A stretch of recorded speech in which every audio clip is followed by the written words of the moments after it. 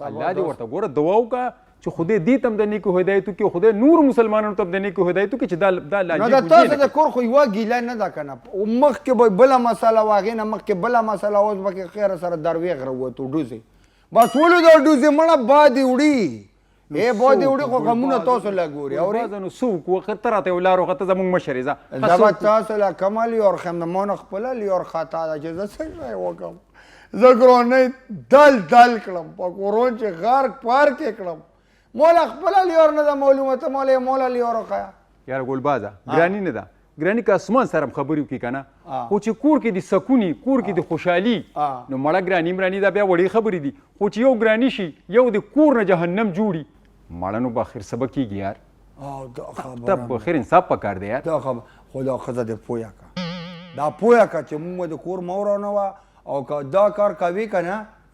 هسې دمکي ورکړه وایي زمونږ وایي چوټي به دې کړم هلکه دا خبر دا خو نه دا خبر زما پلار به یی ګوره تا له زه مشورې لاسې خو نه راځم که نه نور ته په ما ته څه یادېږي خو نه خو تا له زه هم دې مشورې له راشم ته زما مشر یې ما له به یو ښه مشوره راکړي اوس دا ګوره د کمال مشوره داسې کار وکړه پورته شه خبرې ته کوم د کمال مشوره دې راکړه پلو کې وایي نري زون ګوره ما چې واده وکړو که نه ما په ډومبنۍ ورځ په ښځې هغه روپ اچولی یو دوه چانټې مې ورته مخې له واړولې غوسې دا ناسته وي لیونی شوم لیونی نه یم دا په ما باندې چپه راځي نو ما لید دا څه چل دی ما وی د ما په مخ کې د ما به هره خبره مني چې د واده په ورځ تا دا ډاره کړی وی که نه دا به په تا داسې چاړ نه راتلی ماړه نو موږ ته څه پته وه موږ خو وایي چې کوم کور په مینه محبت جوړ شي نو هغه کور تر قیامته پورې په مینه محبت رواني موږ ته څه پته وه چې دا داسې خلک دي چې دي په مینه نه پوهېږي او په څپېړه پوهېږي موږ ته څه پته وه یار بس مړه ما خو ته متل مخکې مې بیا هم درته یم چې رښتیا راځي درویغه به کلي وران کړي وي خو کلي نه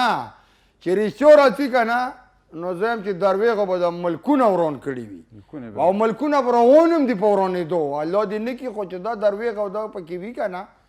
او بله خبره واوره خوږ پیغمبر حضرت محمد صلی الله علیه و آله وسلم دا هم فرمایلي دي چې څوک درویغ یی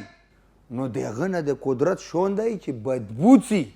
د هغه د بدن نه داسې سخو بوی سي او د رحمت فرشتې د هغه نه یو میل لرې څي